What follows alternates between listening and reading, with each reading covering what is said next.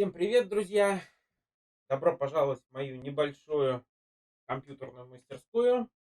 Первым делом я хочу представить на обзор небольшой монитор, который я купил в качестве второго монитора для стримов, для того, чтобы смотреть, кто там в чате, отвечать на чат. И при этом, когда долго-долго выбирал модель, не мог выбрать, что же это.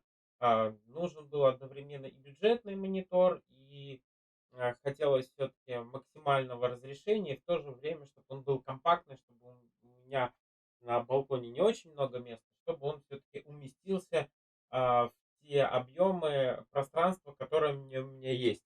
При этом у меня первый основной монитор стоит LG форматом 21:9, а второй монитор, соответственно, должен быть максимально компактным, при этом с максимальным разрешением, поскольку будут мониторы стоять немножко под углом друг к другу, поэтому должен быть максимальный угол обзора. И в то же время, чтобы он был максимально дешевым, потому что это не основной монитор, мне он нужен вот с точки зрения именно как второй вспомогательный монитор. Много я облазил разных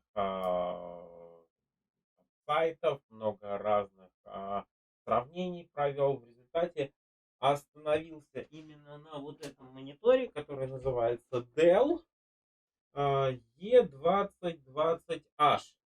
2020H это современный монитор, то есть это продолжение линейки, насколько я понимаю, 2016. Но вот по 2016 обзоры есть, а вот на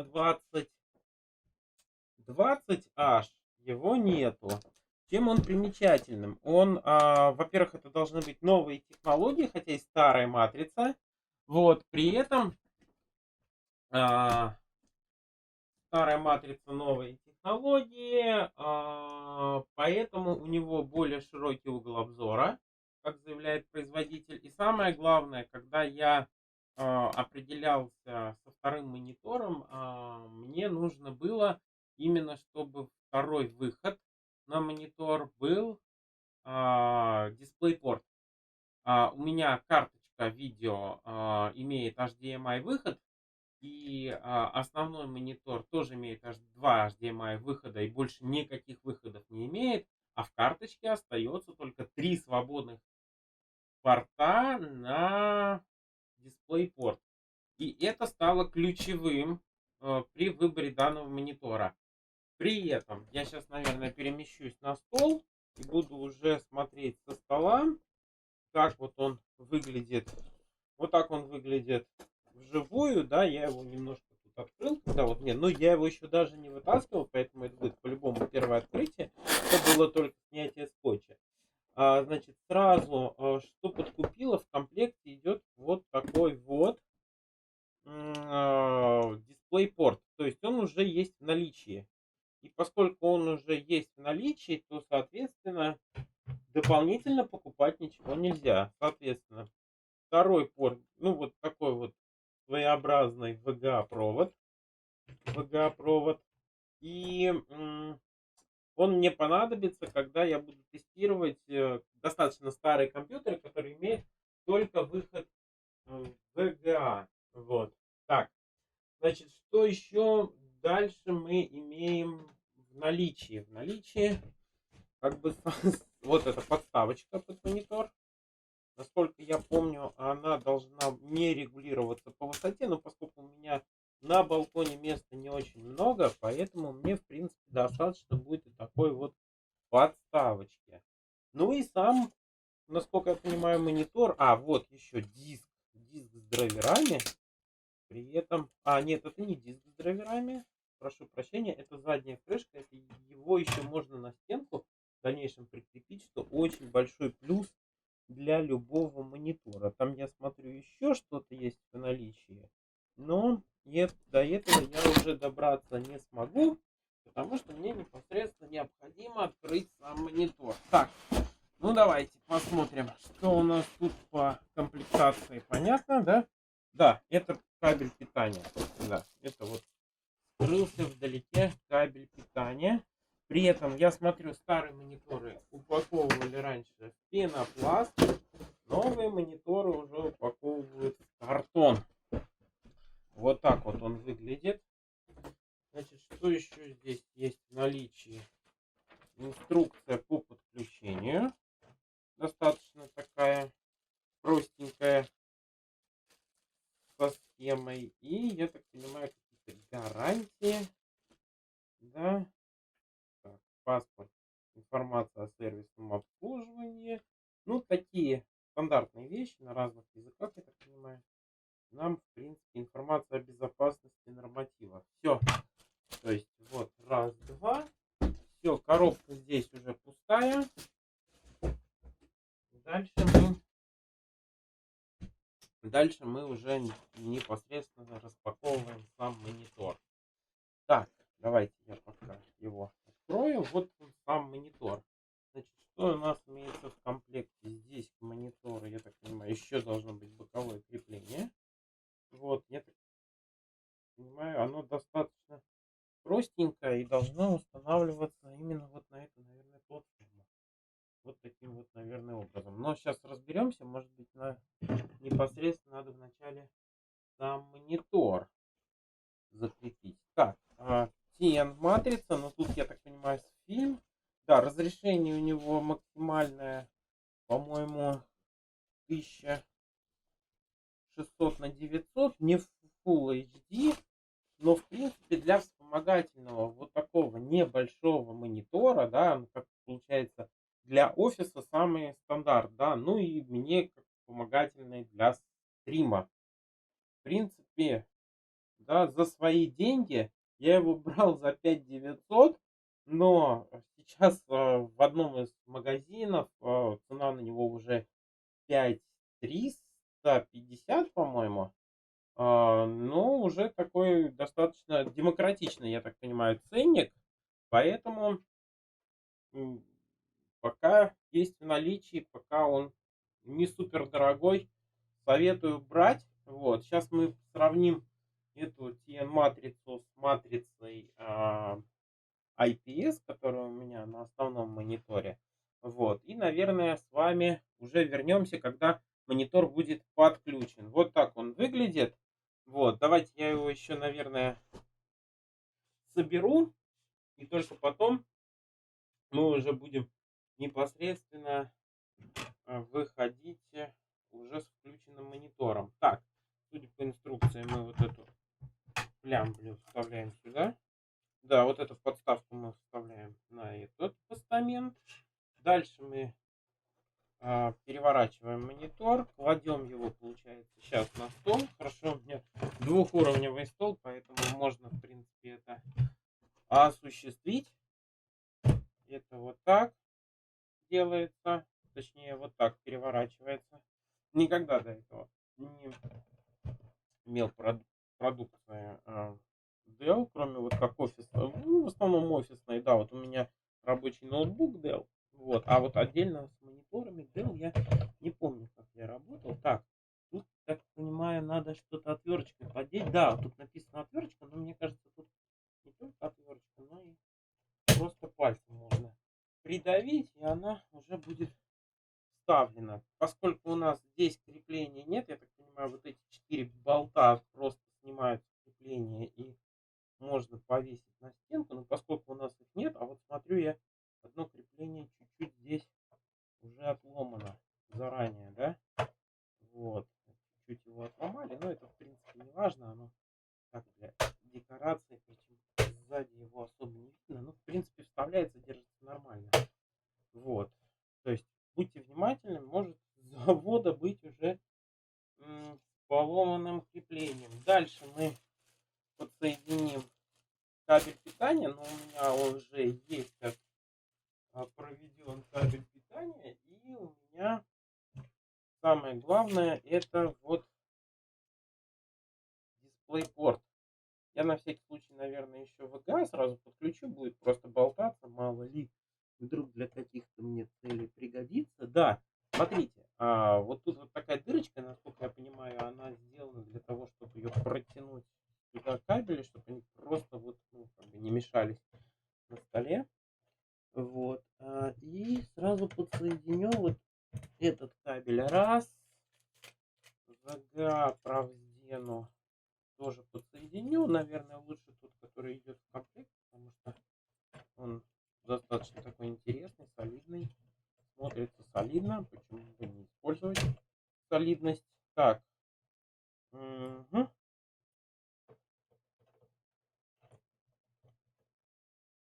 Так, все, готово. Так, два,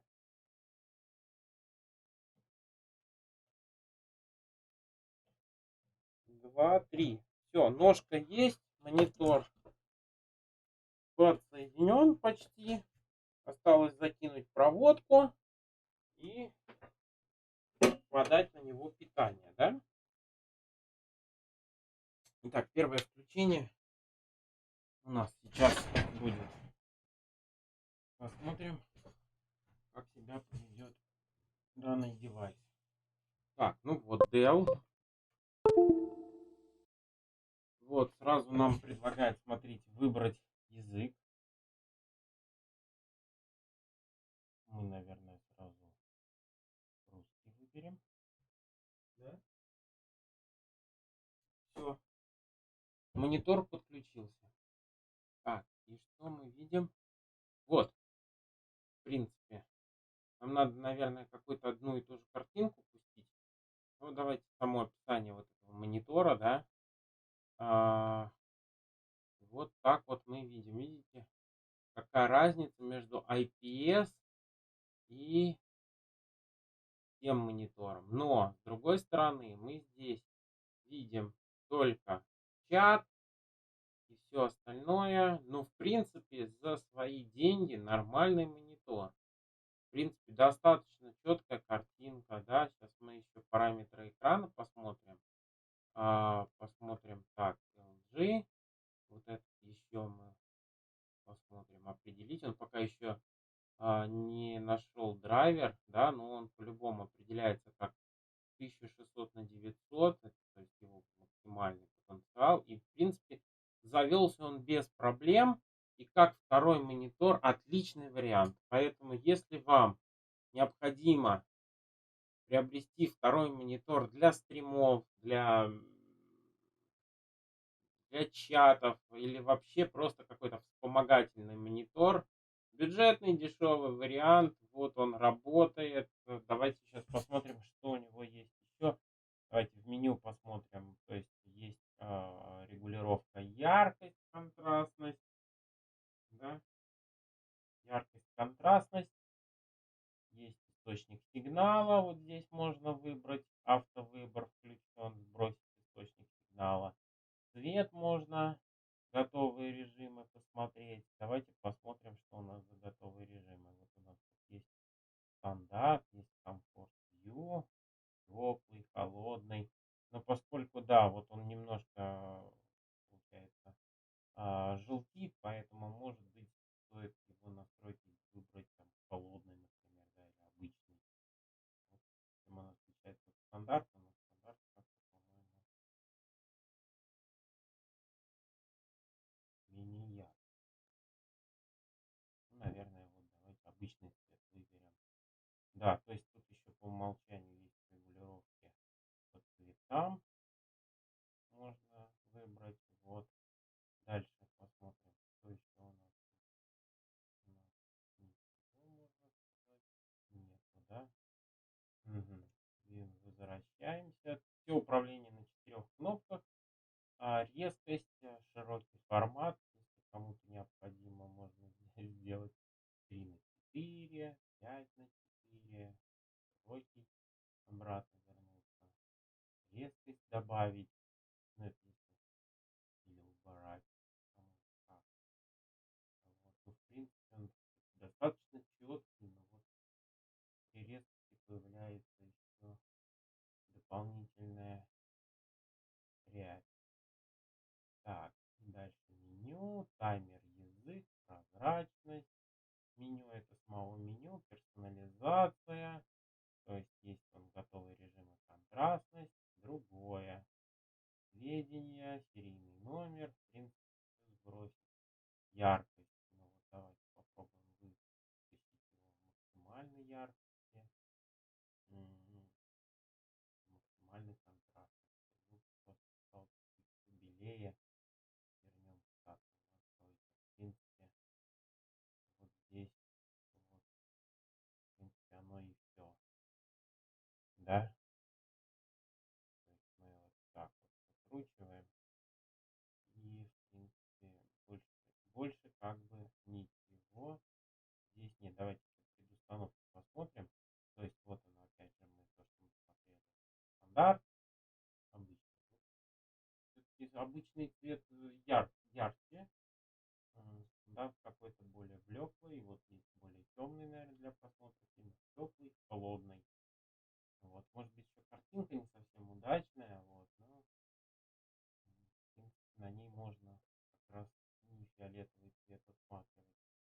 Так, и дальше вторые предустановки. Это у нас, соответственно, по умолчанию яркость контраста. То есть, ну, эти параметры можно настроить.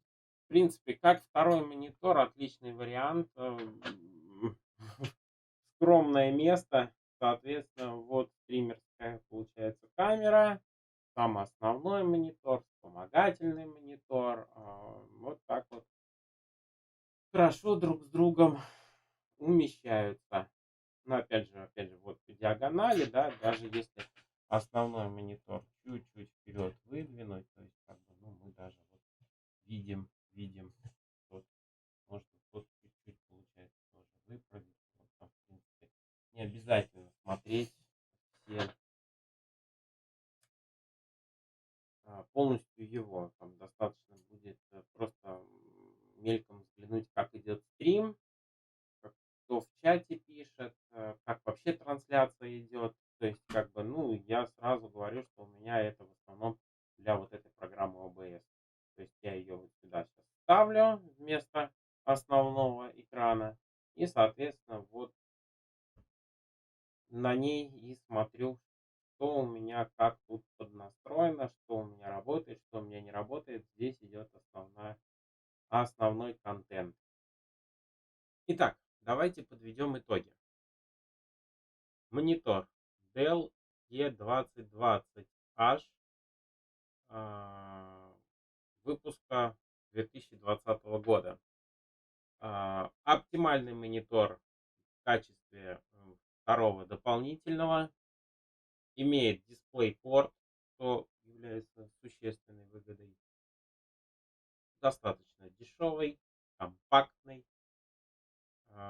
Достаточно высокое расширение имеет и достаточно широкий угол обзора, потому что я его вижу одинаково с любых сторон, как его ни крути, то есть его видно одинаково хорошо.